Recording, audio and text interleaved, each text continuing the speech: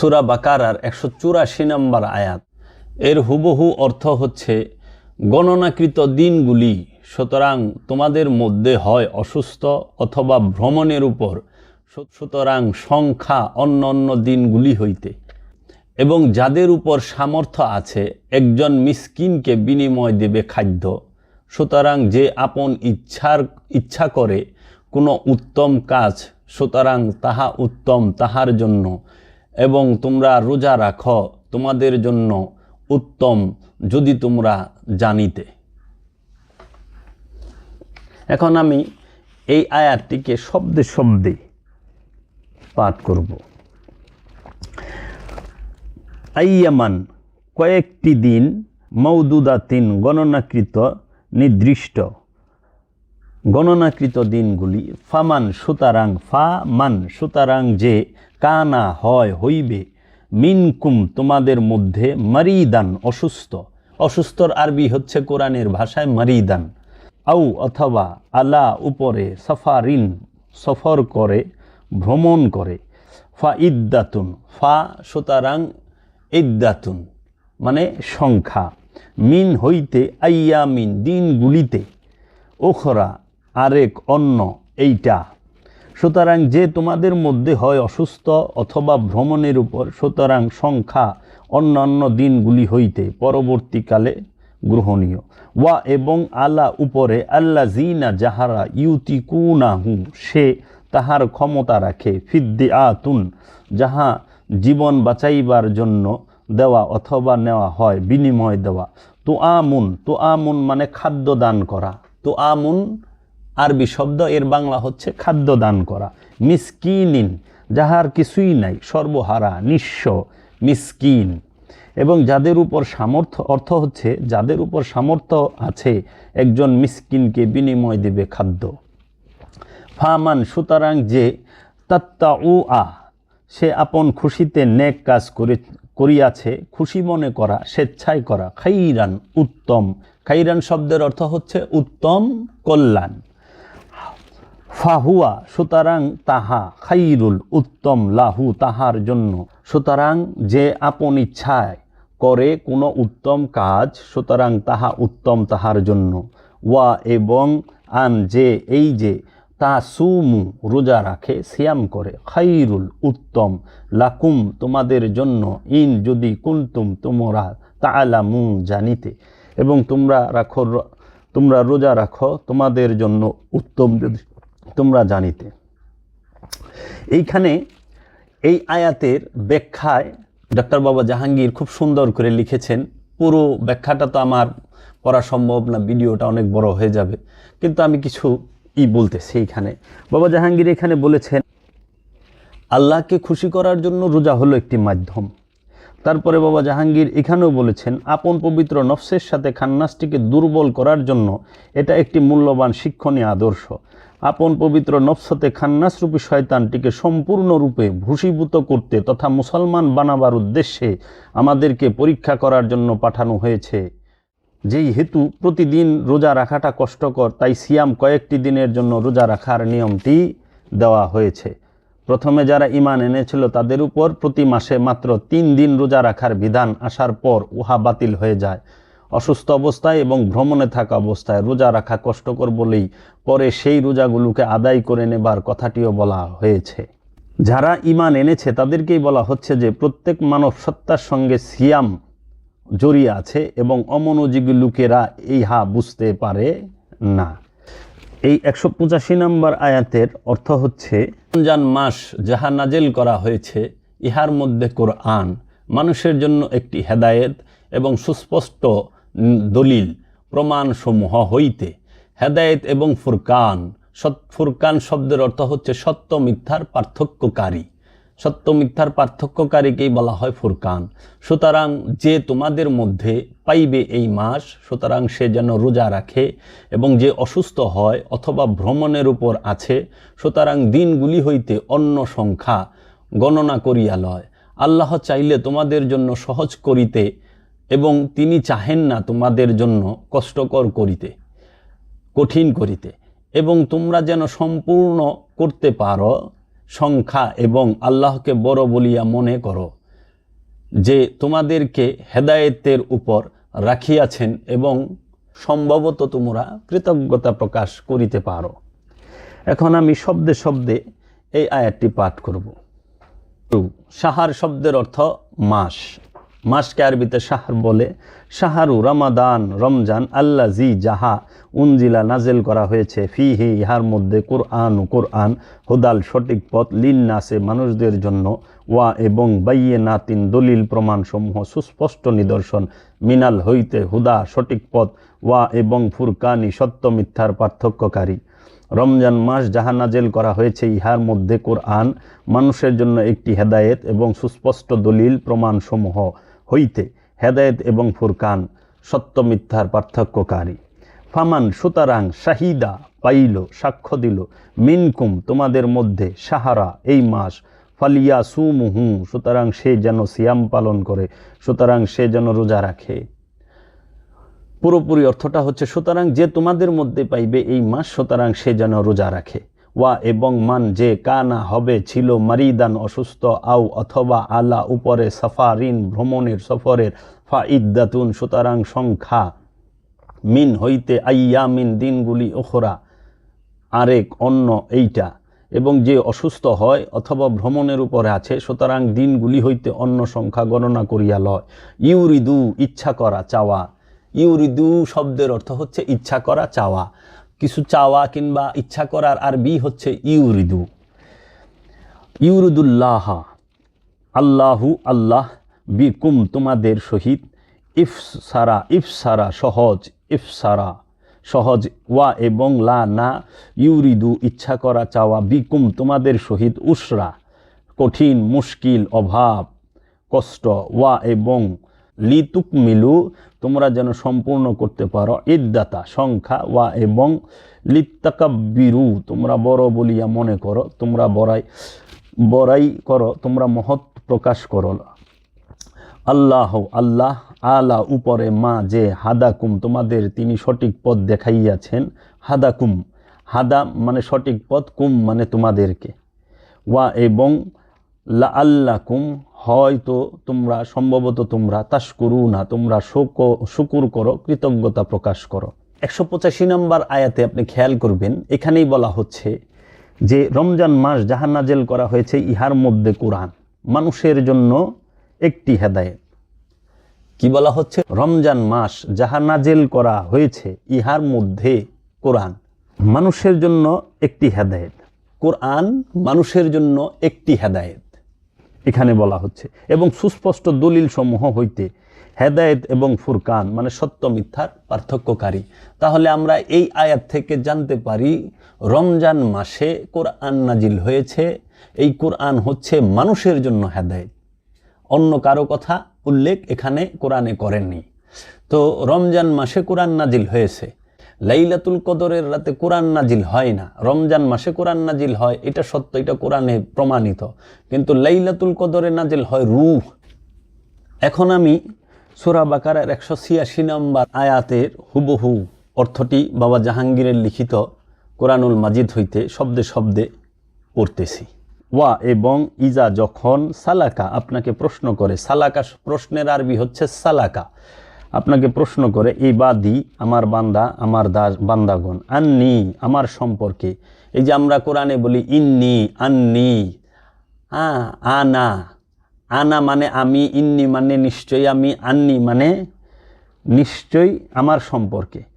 ফা আন্নি সুতরাং আমি, কারিবুন নিকটে, কাছে। এবং যখন আপনাকে জিজ্ঞাসা করে, প্রশ্ন করে আমার বান্দারা আমার সম্পর্কে, সুতরাং নিশ্চয়ই আমি নিকটে আছি। আল্লাহ যে মানুষের নিকটে আছে, সূরা বাকারার 186 নম্বর আয়াতেই এর দলিল আল্লাহ পাক দিয়ে দিয়েছেন। এখন আমরা তো আল্লাহকে আসমানে খুঁজি। এখন কোন আসমানে আল্লাহরে খুঁজি? পৃথিবী নামক গ্রহের আসমানে, না আমার অন্তর নামক যে হৃদয়ের আসমান সেইখানে?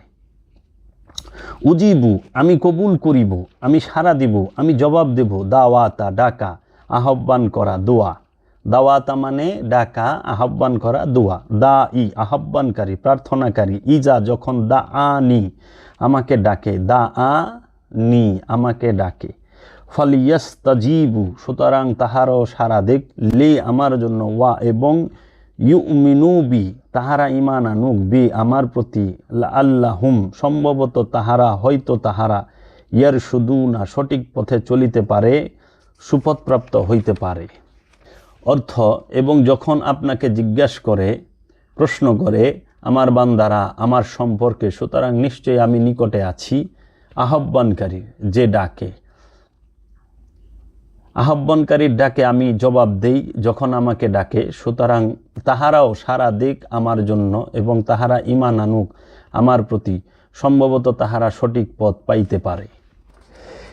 এখানে বাবা জাহাঙ্গীরের কোরআনুল মাজিদে কিছু ব্যাখ্যা বাবা জাহাঙ্গীর লিখেছেন এই আয়াতটির। তো আমি এখানে কিছু অংশ পাঠ করতেছি। ব্যাখ্যা: আহ্বানকারী যে ডাকে, আহ্বানকারীর ডাকে আমি জবাব দেই যখন আমাকে ডাকে, সুতরাং তাহারও সারা দিক আমার জন্য এবং তাহারা ঈমান আনুক আমার প্রতি, সম্ভবত তাহারা সঠিক পথ পাইতে পারে। এটা হলো ওই আয়াতের অর্থ। আর এর ব্যাখ্যা লিখেছেন বাবা জাহাঙ্গীর। আমি কিছু কিছু অংশ পাঠ করতেছি। কোরআন নাজিল হওয়ার কথাটি সর্বকালীন এবং সার্বজনীন একটি রহস্যময় বিষয়। যিনি অতি উঁচু স্তরের ধ্যান সাধনার মাধ্যমে সাধক হয়েছেন, তার নিজের ভেতরের পূর্ণাঙ্গ দর্শনটির যে পাঠ উহা হতে নাজেল হয় তথা বাহির হয়, তাকেই বলা হয়েছে কোরআন। সমস্ত উচ্চ স্তরের সাধকদের যিনি প্রধান তথা সরদার, সেই মহানবী মুহাম্মদ মুস্তাফা সাল্লাল্লাহু আলাইহি ওয়াসাল্লামের নিকট যে আরবি ভাষায় কোরআনটি নাজেল হয়েছে, উহাই সর্বশ্রেষ্ঠ। হজরত ঈসা আলাইহিস সালামের নিকট যে হিব্রু কোরআন নাজেল হয়েছে এবং হজরত দাউদ আলাইহিস সালামের নিকট তার অঞ্চলের ভাষায় যে জবুর কোরআন নাজিল হয়েছে এবং হজরত মুসা আলাইহিস সালামের নিকট যে তাওরাত নামক কোরআনটি নাজিল হয়েছে এবং নাম না জানা 104টি সহিফা নামক কোরআন নাজিল হয়েছে, এই সমস্ত সহিফা নামক কোরআনগুলো হতে সর্বকালের সর্বশ্রেষ্ঠ কোরআনটি হলো আরবি কোরআন। এই কথাগুলো মানুষদেরকে জানিয়ে দিলাম। জীব প্রকৃতির চেহারা সুরতে যাদেরকে মানুষ বলা হয়, তাদের কাছে এই কোরআন মোটেই বোধগম্য নয়। তারপর আসে সিয়াম পালনের কথা। সিয়াম করার অর্থটি হলো মানব ইন্দ্রিয় পথে যা কিছু বিষয়বস্তু মাথার মধ্যে প্রবেশ করে উহার মোহটি কেবল বর্জন করতে হয়। এই বর্জনের সিয়ামের গুরুত্বটি রহস্যময়। আল্লাহ সকল মাসের মধ্যে রমজান মাসকে উপযুক্ত মনে করে এই রমজান মাসেই কোরআন নাজিল করেছেন। তা হাদিসেও বলা হয়েছে যে এই মাসেই আল্লাহ অন্যান্য নবীদেরকেও অন্যান্য অনেক সহিফা নামক কোরআন নাজিল করেছেন। আরেকটি নির্ভরযোগ্য দলিলে বলা হয়েছে যে সহিফা ইব্রাহিম রমজানের প্রথম রাতে নাজিল হয়েছে। সহিফা ইব্রাহিম রমজানের প্রথম রাতে নাজিল হয়েছে এবং রমজানের 6 তারিখে তাওরাত নাজিল হয়েছে এবং রমজানের 13 তারিখে ইনজিল নাজিল হয়েছে এবং সহিফায়ে আকবর কুরআনুল করিম রমজানের 24 তারিখে নাজিল হয়েছে। হজরত দাউদ আলাইহিস সালামের নিকট যে জবরুন নামক সহিফাটি নাজিল হয়েছে, উহা ওই রমজান মাসের 12 তারিখে। সূরা বাকারার 187 নম্বর আয়াত পাঠ করব। 187 নম্বর আয়াত এর অর্থ হচ্ছে, বৈধ করা হয়েছে তোমাদের জন্য রোজার রাতে যৌন মিলন তোমাদের স্ত্রীদের দিকে, তাহারা তোমাদের জন্য পোশাক এবং তোমরা তাহাদের জন্য পোশাক। আল্লাহ জানিয়া ছিলেন যে তোমরা খেয়ানত করিয়াছিলে তোমাদের নফসের। এখানে খেয়াল করেন, আল্লাহ জানিয়াছিলেন যে তোমরা খেয়ানত করিয়াছিলে তোমাদের নফসের। খেয়ানত কার হয়? নফসের। তাহলে আল্লাহ আমাদেরকে কি আমানত দিছে? নফস। যেই আমানত পাহাড় পর্বত কেউ নিতে চায় নাই, এই জিন আর ইনসানে নিছে, সেটা কি? নফস। আবার এই নফস আমানত, এটার খেয়ানত করা যাবে না। এই নফসকেই আমানত আবার রবের কাছে ফেরত দিতে হবে পবিত্র করে, কারণ এই নফস, সমস্ত নফসগুলাই রবের কাছে ছিল। এই নফসি রবের কাছে ছিল পবিত্র অবস্থায়। যখনই সে আসে পৃথিবীর বুকে, তখনই সেই নফসের খেয়ানত করে। এই নফস আমানত। কোরআন বলতেছে, তোমাদের নফসের, সুতরাং তিনি তোমাদের উপর দৃষ্টিপাত করিলেন এবং তোমাদেরকে হইতে ক্ষমা করিলেন, তোমাদিগের ক্ষমা করিলেন। সুতরাং এখন তোমরা ওই সমস্ত মহিলাদের সঙ্গে সঙ্গম করো এবং তোমরা সন্ধান করো যাহা তোমাদের জন্য আল্লাহ লিখিয়া দিয়াছেন, এবং তোমরা খাও এবং তোমরা পান করো যতক্ষণ না স্পষ্ট হইয়া যায় তোমাদের জন্য সাদা রেখা হইতে কালো রেখা ভোর হইতে। তারপর তোমরা পূর্ণ করো রোজা রাত্রির দিকে। এবং তোমরা সঙ্গম করিও না তাদের সহিত যখন তোমরা এতেকাফ করো মসজিদের মধ্যে, ওইটি আল্লাহর সীমারেখা, সুতরাং তোমরা উহার নিকটে যাইবে না। এইরূপভাবেই আল্লাহ স্পষ্ট বর্ণনা করেন তাহার আয়াতগুলি মানুষদের জন্য, সম্ভবত তাহারা তাকওয়া গ্রহণ করিবে। এই আয়াতটা অনেক বড় আয়াত, এর জন্য আমি বাবা জাহাঙ্গীরের কোরআন থেকে শব্দে শব্দে অনুবাদটা পড়তেছি। উহিল্লা বৈধ করা হয়েছে, উহিল্লা বৈধ করা হয়েছে, হালাল করা হয়েছে, বিধিসম্মত করা হয়েছে, ন্যায্য করা হয়েছে, যথোচিত করা হয়েছে। কারণ একটা আরবি শব্দের কত রকম অর্থ হয় সমস্তটি কিন্তু বাবা জাহাঙ্গীর করে দিয়েছেন। এবং কত লুগাতের নাম, যে লুগাত আরবি শব্দ, লুগাতের ইংরেজি হচ্ছে ডিকশনারি, এই ডিকশনারির মানেই লুগাত, কত লুগাতের নাম এবং কত লুগাত, যে কত কষ্ট করে যে বাবা জাহাঙ্গীর এই কোরআনটা করেছেন, অবাক হই শব্দে শব্দে চারটিখানি কথা। আচ্ছা, উহিল্লা বৈধ করা হয়েছে, লাকুম তোমাদের জন্য, লাইলাতা রাতে, রাত্রি, রজনী, নিশীথে, সিয়ামি রোজা, রাফাসু যৌন মিলন, যৌন মিলনের আরবি হচ্ছে রাফাসু, যৌন মিলনের আরবি হচ্ছে রাফাসু। স্ত্রী মিলন, মহিলাদের সঙ্গে যৌন কর্ম করা, মহিলাদের সঙ্গে মেলামেশা করা, মহিলাদের সঙ্গে উলঙ্গ হওয়া, মহিলাদের প্রতি আকৃষ্ট হওয়া, অশ্লীল কথা বলা, বেপরদা হওয়া, স্ত্রীকে কাছে ডাকা, যৌন ক্রিয়ার বিষয়ে আলোচনা করা, যৌন মিলনের ইঙ্গিত দেওয়া। এই একটা শব্দের এতটি অর্থ। ইলা দিকে সঙ্গে পর্যন্ত, নেশা ইকুম তোমাদের স্ত্রীদের, স্ত্রীকে নেশা ইকুম বলা হয়। অর্থ হচ্ছে বৈধ করা হয়েছে তোমাদের জন্য রোজার রাতে যৌন মিলন তোমাদের স্ত্রীদের দিকে। রোজার দিনে রোজা রেখে যৌন মিলন করা যাবে না, রোজার রাতে কি যৌন মিলনকে বৈধ করা হয়েছে, এটা মেজাজি আনুষ্ঠানিক রোজার মধ্যে বৈধ করা হয়েছে। তারপর বলা হচ্ছে হুমনা তাহারা, লিবাসুন পোশাক, লেবাস পরিচ্ছদ জামা কাপড়, লাকুম তোমাদের জন্য, ওয়া এবং আন্তুম তোমরা, লিবাসুন পোশাক, লাহুন্না তাহাদের জন্য, তাহারা তোমাদের জন্য পোশাক এবং তোমরা তাদের জন্য পোশাক। মানে স্বামী হচ্ছে স্ত্রীর পোশাক, স্ত্রীর জন্য পোশাক, এবং স্ত্রী হচ্ছে স্বামীর জন্য পোশাক। পোশাক কি? পোশাক যেরকম সমস্ত দেহকে ঢেকে রাখে, সেই রকম স্ত্রী স্বামীর সমস্ত কিছু, সমস্ত ভিতর এবং বাহিরগত যত গুণাগুণ যা কিছু আছে ঢেকে রাখে, এবং স্বামীও স্ত্রী সমস্ত কিছু ঢেকে রাখে। স্বামী স্ত্রী হচ্ছে একে অপরের পোশাক। আলিমা জানেন, আল্লাহ আল্লাহ, আন্নাকুম নিশ্চয় তোমরা, কুনতুম ছিলে, তাখতানুনা খেয়ানত করিতেছিলে, অবিচার করিতেছিলে, আনফুসাকুম তোমাদের নফসের।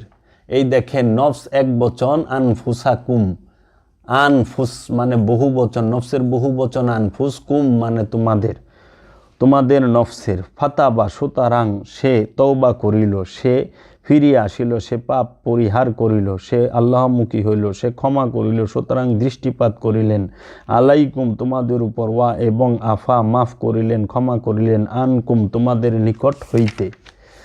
আল্লাহ জানিয়াছিলেন যে তোমরা খেয়ানত করিয়াছিলে তোমাদের নফসের, সুতরাং তিনি তোমাদের উপর দৃষ্টিপাত করিলেন এবং তোমাদিগে হইতে ক্ষমা করিলেন। ফাল আনা সুতরাং এখন বাশিরুহুন্না তোমরা ওই সমস্ত মহিলাদের সঙ্গে সঙ্গম করো, যৌন মিলন করো, সহবাস করো, ওয়া এবং ইবতাগু তোমরা সন্ধান করো, মা যাহা কাতাবা লিখিয়া দিয়াছেন, অকাট্য আদেশ দান করেছেন, অলঙ্ঘনকারী ফয়সালা করা নির্দিষ্ট করা হয় তাহা, যে কাজের পিছনে ধীর হইয়া থাকে, ধীর ইচ্ছা করে, এরকম অনেক যত রকম অর্থ হয় সবই করেছেন। আল্লাহ আল্লাহ লাকুম তোমাদের জন্য। সুতরাং এখন তোমরা ওই সমস্ত মহিলাদের সাথে সঙ্গম করো এবং তোমরা সন্ধান করো যাহা তোমাদের জন্য আল্লাহ লিখিয়া দিয়াছেন। ওয়া এবং কুলু তোমরা খাও, তোমরা ভক্ষণ করো, ওয়া এবং ইশরিবু তোমরা পান করো, হাত্তা যতক্ষণ না ইয়াতাবাইয়ানা স্পষ্ট হইয়া যায়, প্রকাশ হইয়া যায়, পরিষ্কার হইয়া যায়, লাকুম তোমাদের জন্য, খাইতুল রেখা সুতা দাগা, রেখা সুতা তাগা, মানে খাইতুন শব্দের অর্থ হলো রেখা, সুতার আরবি খাইতুন। আবিয়াদু মানে সাদা, আবিয়াদ মানে হচ্ছে সাদা, আবিয়াদু মিনাল হইতে, খাইতিল রেখা সুতা, আসওয়াদি, আসওয়াদ মানে হচ্ছে কালো, কালোকে আসওয়াদ বলে, আর ফর্সা সাদাকে আবিয়াদ বলে। মিনাল হইতে ফজরি, ফজর মানে ভোর, সকাল, প্রসূত। এখন এই ফজরি অনেক জায়গায় অনেক কোরআনের গবেষকরা অনেকেই কোরআনের অর্থ করছে, ফজর শব্দের অর্থ অনেকে নামাজও করছে, আবার অনেকে কোরআনও করছে। এবং তোমরা খাও এবং তোমরা পান করো যতক্ষণ না স্পষ্ট হইয়া যায় তোমাদের জন্য সাদা রেখা হইতে কালো রেখা, ভোর হইতে। সুম্মা তারপর, আতিম মুস তোমরা পূর্ণ করো, সিয়ামা রোজা, ইলাল দিকে, লাইলি রাত্রি তারপর তোমরা পূর্ণ করো রোজার রাত্রির দিকে। ওয়া এবং লা না তুবাশশিরু তোমরা সহবাস করো, হুন্না তাহাদের সহিত, ওয়া এবং আনতুম তোমরা আকিফুনা ইতিকাফ করো, ফি মধ্যে মসজিদি মসজিদ সমূহের, মসজিদগুলির, এবং তোমরা সঙ্গম করিও না তাদের সহিত যখন তোমরা ইতিকাফ করো মসজিদের মধ্যে। ইতিকাফ করো মসজিদের মধ্যে, ইতিকাফ করা অবস্থায় স্ত্রী সঙ্গম নিষেধ মসজিদের মধ্যে। আজ থেকে 1450 বছর আগে কোরআন নাজিল হয়েছে, আর কোরআন যখন নাজিল হয়েছে পৃথিবীর বুকে মসজিদ ছিল মাত্র 2টা সারা পৃথিবীর বুকে। সেটা কোরআন বলতেছে, একটি হচ্ছে মসজিদুল আকসা, একটি হচ্ছে মসজিদুল হারাম, মসজিদুল হারাম আর মসজিদুল আকসা। আর এই সূরা যখন নাজিল হয় তখন মহানবী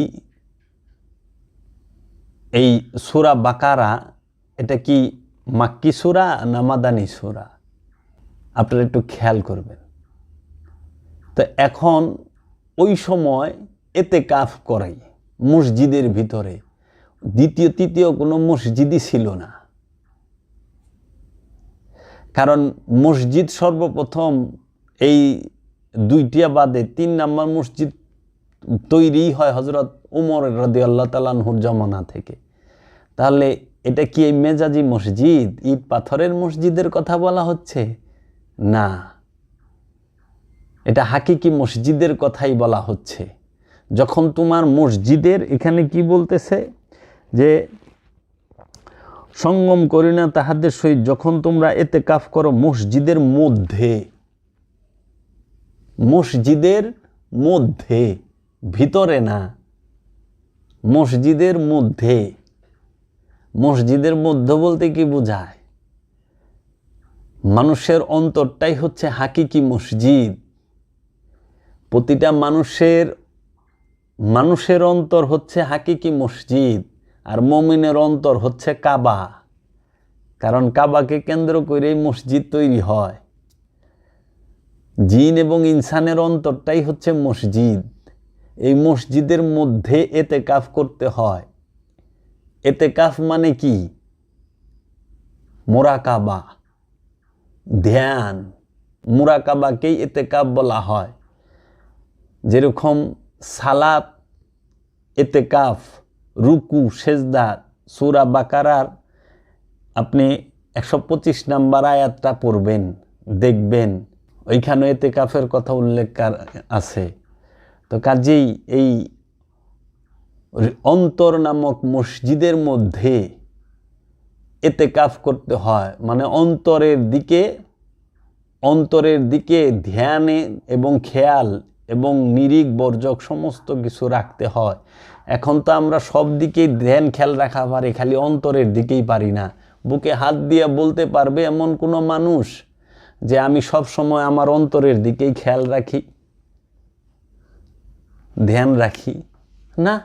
তিলকা ওইটি হুদুদ সীমারেখা চৌহদ্দি আল্লাহ জি, এ আল্লাহি আল্লাহর, আল্লাহর সীমারেখা আছে। হুদুদু মানে সীমারেখা, সীমারেখা চৌহদ্দি, হুদুদ মানে হচ্ছে সীমারেখা, চৌহদ্দি এবং সীমা। আল্লাহি আল্লাহ, ফালা সুতরাং তাকরাবুহা তোমরা উহার নিকটে যাইবে, এবং আল্লাহ সীমারেখা সুতরাং তোমরা উহার নিকটে যাইবে না।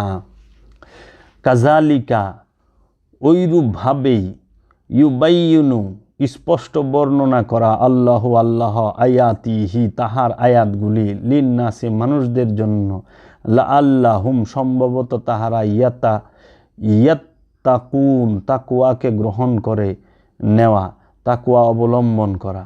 এইরূপভাবে আল্লাহ স্পষ্ট বর্ণনা করেন তাহার আয়াতগুলি মানুষের জন্য, সম্ভবত তাহারা তাকওয়া গ্রহণ করিবে। এখন আমি যে মূল বিষয়টি বলবো, সিয়ামের মূল বিষয় কোরআনের দর্শনে এবং সুফি দর্শনে সিয়ামের মূল বিষয় হচ্ছে 19টি অভ্যাসকে পরিত্যাগ করা, বর্জন করাটাই হচ্ছে সিয়াম। 19 প্রকার অভ্যাসকে পরিত্যাগ করা, বর্জন করাটাই হচ্ছে সুফি দর্শনে সিয়াম। আমি সেই 19টি অভ্যাসের কথা কোরআনুল মাজিদ থেকে এখন তুলে ধরব। যেই সিয়ামের মূল, বর্জনের মূলই হচ্ছে এই 19 প্রকার অভ্যাস। যাহা এই 19 প্রকার অভ্যাস পৃথিবীর সকল জিন এবং ইনসানের মধ্যে আছে, শুধু কামেল ওলি আল্লাহ এবং নবী রসুলগণ বাদে যারা আমানু তাদের মধ্যেও আছে। সেই 19টি অভ্যাস কি? আরবিতে এবং বাংলায় আমি ধারাবাহিকভাবে বলবো। উদিলান্না পথহারা করা, অমান্নিয়ান্না মিথ্যা কামনা বাসনা তুলে ধরা, ইয়ান জাগান্না কুমন্ত্রণা দেয়া, নাজাগুন প্ররোচিত করে, আদওয়াতা শত্রুতা, বাগদা ঘৃণা, আসিয়া অবাধ্য, আজনান বিপদগামী করে, মারিদিন বিতাড়িত বিদ্রোহী, ওয়াসওয়াসা কুমন্ত্রণা দেওয়া, তামান্না আলকা নিক্ষেপ করে কামনা বাসনা, উল্কি ফেতনাতান ফেতনা নিক্ষেপ করে, ইয়াদুকুমুল ফাকরা দারিদ্রতার দিকে ফিরিয়ে দেয়, ইয়ামুরুকুম বিল ফাহেসা তোমাকে হুকুম করে ফাহেসার দিকে, ফাহেসা করবার সাথে, ইয়াদু আসহাবিস সাইর প্রজ্বলিত আগুনের অধিবাসী হবার জন্য ডাকে, কাইদা চক্রান্ত করে, ইয়ান জাগুন অর্থাৎ একের উপর অন্যকে লেলিয়ে দেয়, হুমাজাত পরনিন্দা করা, প্ররোচনা করা, খোঁচা মারা, গীবত করা। এই 19 প্রকার অভ্যাস এমন কোনো মানুষ এবং জিন নাই যে তাদের অন্তরে এই 19 প্রকার অভ্যাস অবস্থান না করে। এই 19টি অভ্যাস পরিত্যাগ করাই হচ্ছে সিয়াম। এই 19টি অভ্যাস পরিত্যাগ করাই হচ্ছে রোজা। এই 19টি অভ্যাস পরিত্যাগ করাই হচ্ছে হাকিকি বর্জন, মূল বর্জন, পরিত্যাগ, সংযম। সংযম কি? এই 19 অভ্যাস থেকে সংযম করাই হচ্ছে মূল সিয়াম। আর এই সিয়াম যে পালন করে তাহাকেই সাইম বলা হয়। পরিশেষে রোজা সম্পর্কে বলতে চাই, এত কিছু বলার পরেও সারা কোরআনে এক জায়গায় আল্লাহ পাক বলেন নাই যে আমি আল্লাহ পাক রোজাদারের সাথে থাকি। ইন্নাল্লাহা মা'আস সাইমিনা, নিশ্চয়ই আমি আল্লাহ রোজাদারের সাথে আছি। এই কথা আল্লাহ পাক কোরআনে বলেন নাই। আল্লাহ কি বলছেন? আল্লাহ কোরআনুল মাজিদে বলেছেন 4 জনের সাথে আল্লাহ পাক থাকেন। সেই 4 জন কি? আল্লাহ পাক বলছেন ইন্নাল্লাহা মা'আস সাবিরিন, আল্লাহ ধৈর্যশীলের সাথে থাকেন। ইন্নাল্লাহা মা'আস মুহসিনিন, আল্লাহ পাক মুহসিনিনের সাথে থাকেন। আল্লাহ পাক মুমিনের সাথে থাকেন, আল্লাহ পাক মুত্তাকিনের সাথে থাকেন। এই চারজনের সাথে আল্লাহ পাক থাকেন।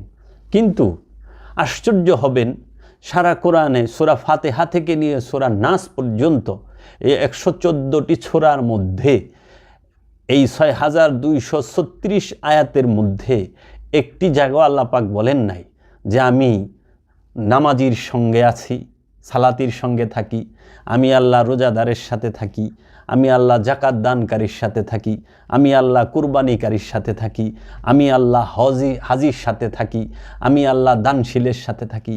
বলেন নাই। কেন বলেন নাই? কারণ এই সমস্ত বিষয়গুলা, এই সালাত, সিয়াম, জাকাত, হজ, কুরবানি এবং দান সাদকা, এই সমস্ত বিষয়গুলা জাহের এবং বাতেন, ভিতর এবং বাহির আছে। এগুলা দেখা যায়, দেখানো যায়। হাকিকি সালাত সেটা চোখে দেখা যায় না, দায়েমি সালাত চোখে দেখা যায় না, কিন্তু ওয়াক্তি সালাত, আনুষ্ঠানিক সালাত সেটা দেখা যায়।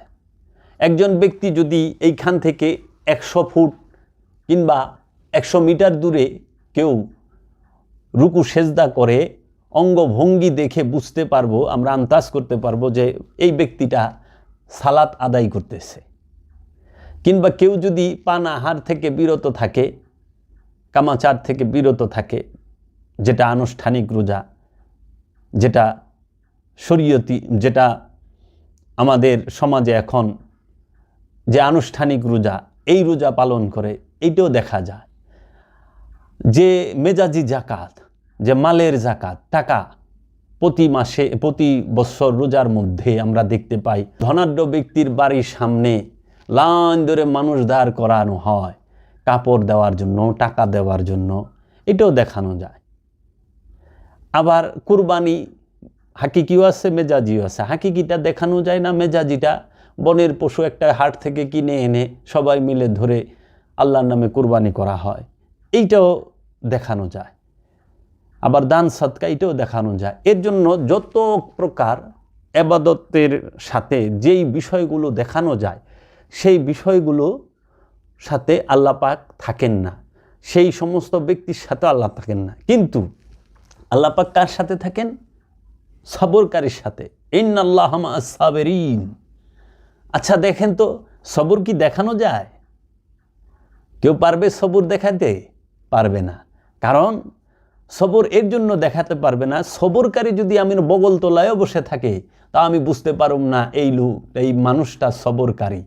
তাই তো বলা হয়েছে কারবালার মাঠে, কারবালার ময়দানে ইমামে হুসাইন আলাইহিস সালাতু ওয়াস সালাম এক পাশে 72 জনকে নিয়ে,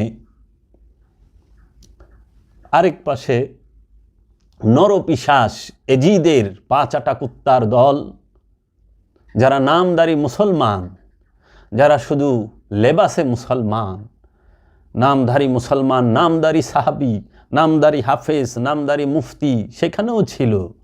তারা 33,000।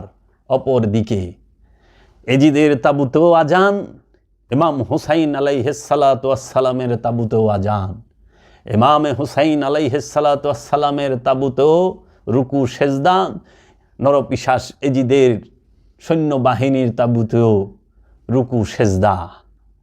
ওইখানেও ইমাম হুসাইন আলাইহিস সালামের এইখানেও সালাত, এজিদের এইখানেও সালাত।